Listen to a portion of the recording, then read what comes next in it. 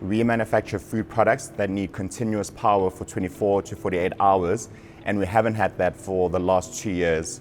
Solar is a game changer for us in this current paradigm, and we are luckily for the first time in 2 years able to stabilize our operations, produce for a full week at the right quality and at the right times.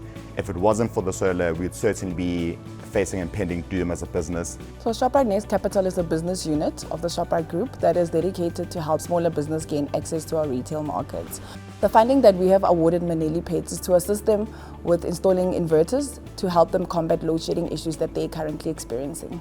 The reason why we had decided to assist Maneli Pets with this funding is because of his entrepreneurial spirit, his resilience, his refusing to give up in terms of any challenges that gets thrown at his business. We are very proud to actually play a role in helping businesses grow within our economic environment. We'll be saving and growing many jobs going forward, and importantly, we'll be growing into Checkers and into our export markets.